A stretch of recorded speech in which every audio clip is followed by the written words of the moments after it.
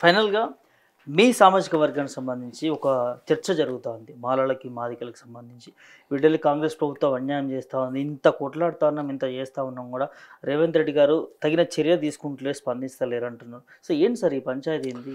So తప్పకుండా ఇక్కడ ఇంతకుముందు నేను చెప్పినట్టు పైకి మాత్రము రేవంత్ రెడ్డి మాదికలకు సపోర్ట్గా నేను ఎదగడానికి కారణం జెడ్పీటీసీ కానీ ఎమ్మెల్సీ కానీ 2 సార్లు ఎమ్మెల్యే కానీ ఎంపీ కానీ ముఖ్యమంత్రి కానీ మాదిగల సపోర్ట్తో నేను ఈ స్థాయికి వచ్చా.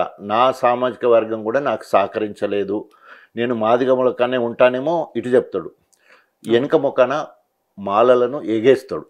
అంటే ఎందుకంటే ఆయన ముఖ్యమంత్రి పదవిని కాపాడుకోవాలంటే మాలల సపోర్ట్. ఇంతకుముందు ఖర్గే మాల, సిడబ్ల్యూసీ మెంబర్ మాల, ఇక్కడ లోకల్ 2 ఎంపీలు మాల, తర్వాత మంత్రి బట్టి విక్రమార్క మాల, స్పీకర్ కూడా. అంటే ఇంతమంది ఇప్పుడు ఏమైతే ఈయన ఎప్పుడైతే మాలలకు వ్యతిరేకంగా పోతే అక్కడ వీళ్ళు కంప్లైంట్ చేస్తారు.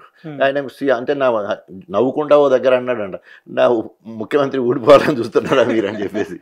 అంటే అట్లా ఉన్నది. అందుకనే మాదిగల్ని ఇట్లా ఎగేసుకుంటే అంటే ఎట్లా అంటే ద్వంద్వ వైఖరి, 2 నాలుకల ధోరణి. ఆయన్నే స్వయంగా ఆగస్టు 1వ తారీఖు రోజు సుప్రీంకోర్టు సుప్రీంకోర్టు తీర్మానం వచ్చింది గొప్పగా.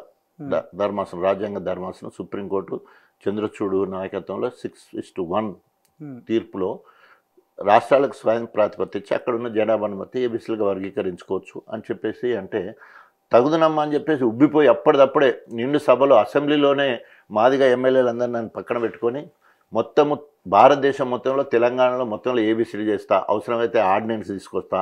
మూడవది ఇప్పటివరకు ఇచ్చిన నోటిఫికేషన్లు కానీ ఇక ముందు ఇచ్చేవాట్లు కానీ ఎస్సీలను ఏబీసీలుగా వర్గీకరించిన తర్వాతనే నియామకాలు జరుగుతాయి అని చెప్పేసి మాట ఇచ్చిండు. ఏకసభ్య కమిషన్ వేసిండు షమీమ్ అఖ్తర్ తోటి. 3 నెలలు పోయింది, 4 నెలలు, మళ్ళీ ఇప్పుడు మార్చి 10వ తారీఖు వరకు మళ్ళా గడువు ఇచ్చారు.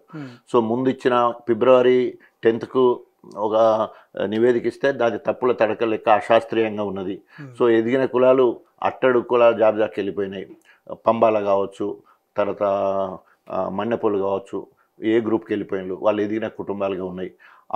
దాంట్లో 2500 జనాభా ఉన్న డక్కలి వాళ్ళు ఉన్న దాంట్లో ఎదిగిన 1000 మంది ఉంటే 100 ఉద్యోగాలు చేసే పంబాలలో వచ్చే పరిస్థితి కనబడుతుంది. అంటే ఎవిడెన్స్తో సహా చూపించిన మాతో ఎప్పుడు ఉండే బుడగలను తీసుకుపోయి ఏ గ్రూప్లో వేశారు.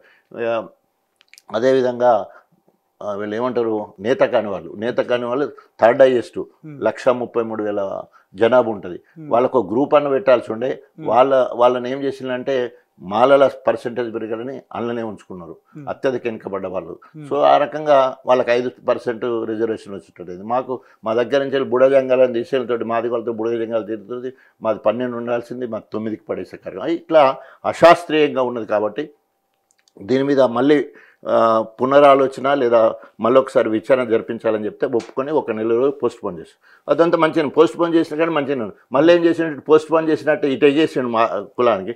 మళ్ళీ అటు ముఖాన్ని నియామకాలు చేపట్టమన్నారు. 10వ తారీఖు నుండి 19వ తారీఖు వరకు షెడ్యూల్ ఇచ్చిన మొత్తం నియామకాలు చేపట్టడానికి. సో దానికి నిరసనగా వెంటనే అది ఆపాలి. 12వ తారీఖు నుండి అసెంబ్లీ జరుగుతుంది కాబట్టి వెంటనే మొన్ననే తీర్మానం అయింది, క్యాబినెట్ తీర్మానం అయింది. దాని ఎస్సీలను ఏబీసీలుగా వర్గీకరించిన తర్వాత దాని ప్రకారమే నియామకాలు చేపట్టాలని డిమాండ్ చేస్తూ ఈరోజు మాట్లాడింది. అంటే మాదిగ బిడ్డలతో చదరంగం ఆడుతున్నాను అనుకోవచ్చు. అంతే కదా, క్లియర్గా అంతే కదా. మాదిగ బతుకులతోటి చదరంగం ఆడుతున్నాడు, ఆశ చూపి వాళ్ళను మోసం చేస్తూ ఉన్నాడు. సో ఆ రకంగా మాదిగ ఉపకులాలకు ఎవరైతే ఎస్సీ వర్గీకరణ కోసం ఎదురుతున్నారో వాళ్ళందరూ కూడా మోసం చేసినట్టే. ఇప్పటికే రైతులకు మోసం చేసి రైతుల ఆత్మహత్యల కారణమైనడు, మహిళలకు మోసం చేసి మహిళల చేత చివాట్లు పడుతూ ఉన్నాడు. ఇంకా ఎస్సీలతో కనుక పెట్టుకుంటే నీ పదవి గండం తప్పదు. థ్యాంక్ యూ సార్, విలువైన సమయాన్ని ఇచ్చిన. Thank you.